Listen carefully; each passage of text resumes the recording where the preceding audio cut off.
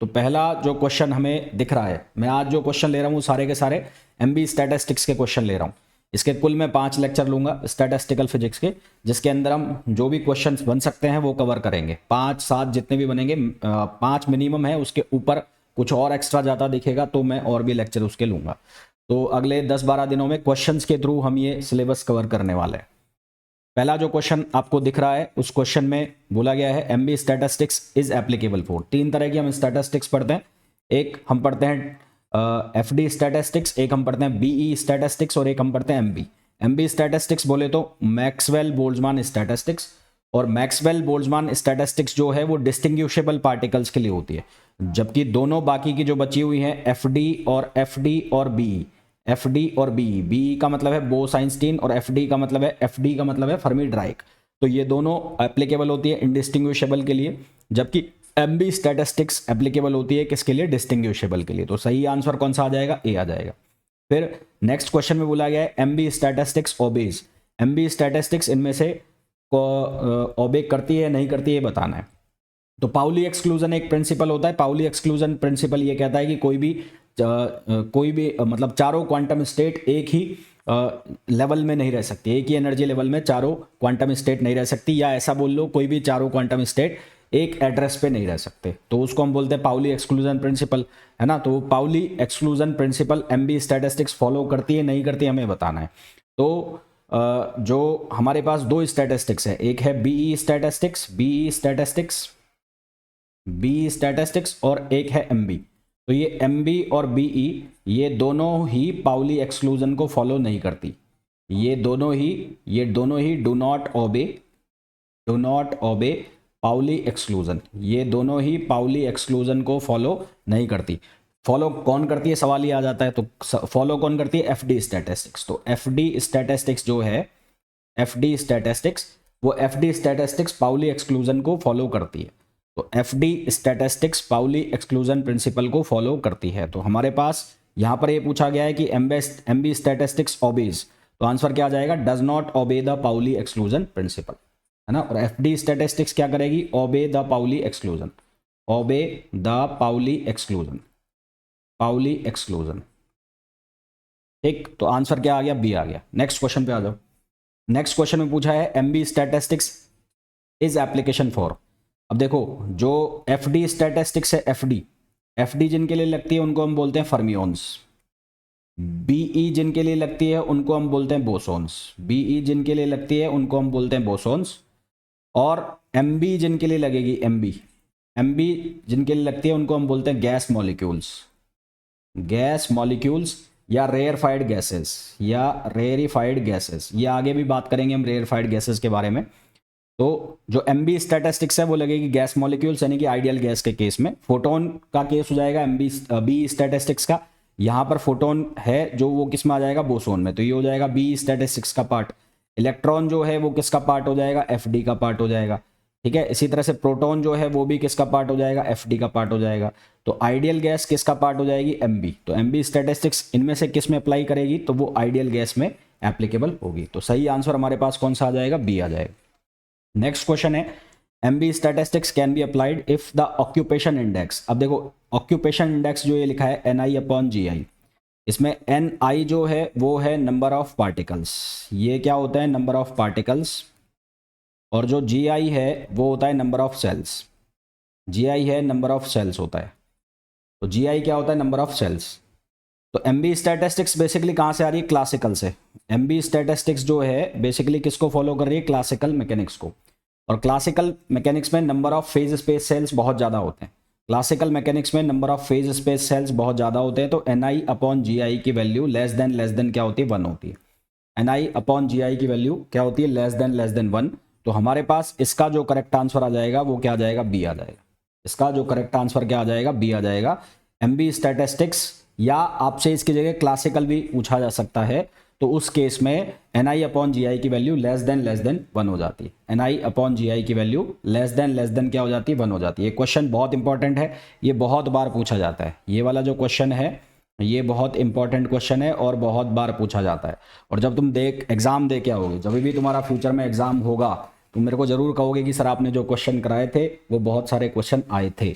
है ना, आप जरूर कहोगे मेरे को, और आपको स्टैटिस्टिकल में ये क्वेश्चन देखने को मिलेंगे भी जो मैं आपको करा रहा हूँ। नेक्स्ट क्वेश्चन पे आ जाओ। नेक्स्ट क्वेश्चन है MB statistical distribution formula. Distribution formula बताना है एमबी स्टैटिस्टिकल का। अब 3 फार्मूला हम पढ़ते हैं, है ना, 3, एक एफडी के लिए, एक बीई के लिए, और एक हम पढ़ते हैं एमबी के लिए। तो मैं तीनों का ही लिख रहा हूँ। ये फार्मूला होता है एनआई, एनआई का मतलब है number of particles upon GI. तो ये फॉर्मूला होता है, अगर मैं एम बी के लिए लिखूं तो एम बी के लिए होता है अल्फा प्लस बीटा ई आई, बीटा पैरामीटर जिसकी वैल्यू होती है 1/k_t। तो ये हो गया किसके लिए, ये होता है एम बी के लिए। इसी तरह से अगर मैं इस फॉर्मूला को लिखूं G I upon E power alpha plus beta E I, और यहाँ पर अगर लगा दूं मैं -1, तो ये होता है किसके लिए, बी ई के लिए। किसके लिए, बी ई के लिए।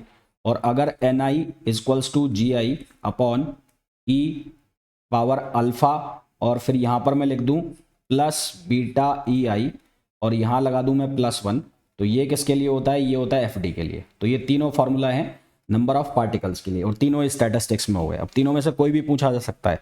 हमें किसका पूछा है, एम बी का पूछा है। तो एम बी का पूछा है तो हमारे पास तो करेक्ट आंसर कौन सा आ गया, ए आ गया। हमारे पास करेक्ट आंसर जो आ गया इसका, वो कौन सा आ गया, ए आ गया। ठीक है, इसका जो करेक्ट आंसर हमारे पास आ गया वो ए आ गया। अब इसमें एक चीज़ और बता देता हूँ मैं आपको कि इन जनरल इस फॉर्मूला को हम ऐसे भी लिख सकते हैं, इन जनरल।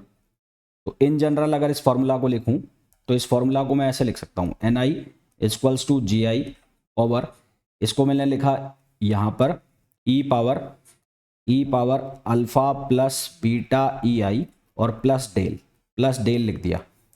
क्या लिख दिया, डेल लिख दिया। डेल की वैल्यू 0 हो जाएगी for M B, for M B. ये भी क्वेश्चन पूछा जा सकता है। ये क्वेश्चन कैसे पूछा जा सकता है, यहाँ प्लस डेल लिख दिया और आपसे क्वेश्चन में पूछ लिया कि the value of del for M B statistics या फॉर बी स्टैटिस्टिक्स या फॉर एफ डी स्टैटिस्टिक्स, इस तरह से पूछा जा सकता है। तो del equals to 0 for M B, तो फॉर एम बी डेल की वैल्यू हो जाएगी 0। डेल की वैल्यू एम बी के लिए कितनी हो जाएगी, 0। और अगर बी के लिए बात करेंगे तो बी के लिए डेल की वैल्यू हो जाएगी -1। और अगर मैं एफ डी की बात करूंगा तो एफ डी के लिए डेल की वैल्यू हो जाएगी +1। तो ये किसके लिए हो गया, एम बी के लिए। अगर मैं बी की बात करूंगा तो उसके लिए -1, और अगर मैं एम बी की एफ डी की बात करूंगा तो उसके लिए +1। तो ये 3 वैल्यू हो जाएंगी, एक 0, एक -1 और एक +1। अब इस फॉर्मूला को मैं ऐसे भी लिख सकता हूँ, अगर मैं इसको क्रॉस मल्टीप्लाई करूँ तो इसको लिख सकता हूँ G I upon N I, G I upon N I equals to E power alpha plus beta E I और प्लस डेल, ऐसे भी लिख सकते हैं। ये फॉर्मूला ऐसा भी लिखा जा सकता है ना, तो ये भी पूछा जा सकता है। अच्छा, एक चीज़ और बता दूं कि हाई टेम्परेचर के ऊपर, किसके ऊपर, हाई टेम्परेचर के ऊपर, यानी कि जब मैं बोलूँ जी आई अपॉन एन आई, जब मैं लिखूंगा जी I upon N I greater than 1, ji I upon N I greater than 1, तो उस केस में डेल की वैल्यू क्या हो जाएगी, 0। और उस केस में डेल की वैल्यू 0 हो जाएगी तो फॉर्मूला हमारा क्या बन जाएगा, G I upon N I equals to E power alpha plus beta E I. तो आपसे ये भी पूछा जा सकता है, और ये भी कई बार पूछा गया है कि which one of the following is correct for M B statistics. तो ये भी पूछा जा सकता है, ये भी ध्यान रखना। तो क्वेश्चन को किस तरह से तोड़ मरोड़ के पूछा जा सकता है वो सारा मैंने आपको बता दिया। एक चीज़ और यहाँ पर ध्यान रखना कि हाई टेम्परेचर के ऊपर तीनों स्टैटिस्टिक्स सेम रिजल्ट दे देती है प्रैक्टिकली। मैं नोट लगा के यहाँ पर लिख देता हूँ, नोट लगा के मैं यहाँ लिख देता हूँ कि at high temperature all three statistics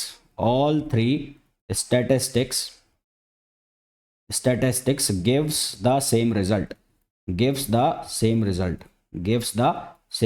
high temperature के ऊपर तीनों स्टैटिस्टिक्स सेम रिजल्ट दे देती हैं, ये भी आप याद रखना। अब इस एक क्वेश्चन से मैंने करीबन कितने क्वेश्चन बना लिए, एक ये क्वेश्चन हो गया, एक ये हो गया, 3, फिर इसको मैं ऐसे लिख सकता हूँ 4, फिर इसको हम ऐसे लिख सकते हैं 5, एन आई अपॉन जी आई की जगह जी आई अपॉन एन आई लिख दिया 6, फिर यहाँ से ये बन गया 7, और फिर ये डेल वाला क्वेश्चन बना दिया 8, 9, 10, और एक ये हाई टेम्परेचर के ऊपर क्या होगा। तो ये तीनों सेम रिजल्ट दे रही होंगी, है ना। तो ये एक ही क्वेश्चन से 10 क्वेश्चन बन गए। तो अब आप समझ सकते हो कि क्वेश्चन जो है वो कैसे पूछा जा सकता है और क्या उसका आंसर आपको लगाना है। अब मेरे हिसाब से इससे बेहतर मैं आपको नहीं समझा सकता, इससे बेहतर तरीके से तो नहीं समझा सकता मैं आपको। क्या यहां तक क्लियर है सभी को? चलो भाई नेक्स्ट क्वेश्चन पे आओ अब।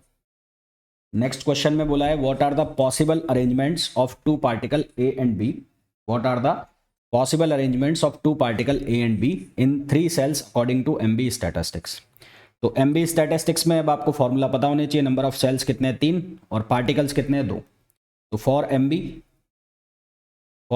फॉर्मूला होता है जी पावर एन, तो जी कितना हो गया 3 और एन कितना हो गया 2, तो ये हो गया 3 इंटू 3 कितना आ जाएगा 9। तो हमारे पास आंसर कितना आ जाएगा 9 आ जाएगा। क्या आंसर आ जाएगा 9। अब ये तो फॉर्मूला याद होने चाहिए भैया, क्वेश्चन करने हैं तो ये फॉर्मूला आपको याद होने चाहिए, करने पड़ेंगे। नेक्स्ट क्वेश्चन पे आओ। ये भी रहने दो, ये थोड़ा सा बड़ा क्वेश्चन है, टाइम खा जाएगा, छोटे क्वेश्चन करा देता हूँ पहले।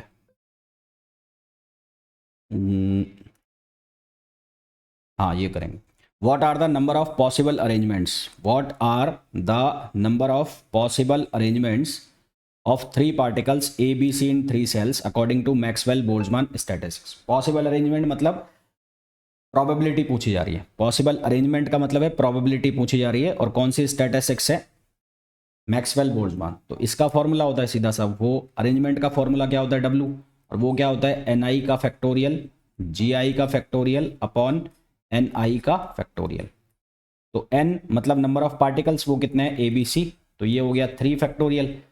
सेल्स कितने हैं 3 सेल्स है तो 3 फैक्टोरियल अपॉन 3 फैक्टोरियल। तो हमारे पास यहाँ से कितना बन जाएगा, ये बन जाएगा हमारे पास 27। आंसर क्या बन जाएगा 27। एक मिनट रुकना, ये फॉर्मूला सही लिखाएगा। ये फॉर्मूला 3 2 1 कुछ गलत है क्या, कुछ गड़बड़ लिखी है इस फॉर्मूला में, एक बार चेक कर लूँगा मैं फॉर्मूला। आंसर तो इसका 27 आएगा, मैंने शायद कुछ गलती लिखी है इसमें। 3 2 1 कुछ गड़बड़ है इस फॉर्मूला में, मैं चेक करके बता दूंगा आपको। नेक्स्ट क्वेश्चन पे आ जाओ। नेक्स्ट क्वेश्चन में बोला है which is the following statement is true, इनमें से कौन सा स्टेटमेंट सही है। MB energy distribution is a limiting case of BE distribution, MB energy distribution is a limiting case of FD distribution, और MB energy distribution is a limiting case of BE and FD distribution both. देखो भाई हमारे पास जो formula है वो मैंने लिखा था NI equals to GI upon, ये लिखा था E पावर अल्फा और फिर प्लस बीटा EI और प्लस -1, ये लिखा था। -1 किसके लिए आता है फॉर BE, -1 किसके लिए आता है फॉर BE। जब हम -1 लिखते हैं वो किसके लिए लिखते हैं BE के लिए, फॉर BE हम लेते हैं -1 और FD के लिए लेते हैं हम +1। और अगर मैं बात करूं MB तो MB के लिए हम वैल्यू लेते हैं 0। MB के लिए वैल्यू 0 आ गई तो MB के लिए फॉर्मूला हमारे पास बन जाता है NI equals to GI upon E power alpha plus beta EI, ये हमारे पास फॉर्मूला बन जाता है जब हम MB की बात करते हैं। तो इस फॉर्मूला को हम ऐसे भी तो लिख सकते हैं NI इक्वल्स टू GI, इसको ऊपर ले जाओ, E पावर माइनस अल्फा और माइनस बीटा EI, ऐसा भी लिख सकते हैं इस फॉर्मूला को। तो यहाँ से आप देख रहे हो कि इन दोनों का लिमिटिंग केस आ रहा है, वो लिमिटिंग केस आपको पता है जो हमने कंडीशन लगाई थी GI upon NI greater than 1। तो उस केस में दोनों स्टैटिस्टिक्स कन्वर्ट हो गई थी किसमें, MB में। तो MB एनर्जी डिस्ट्रीब्यूशन जो है वो लिमिटिंग केस है किसका, BE और FD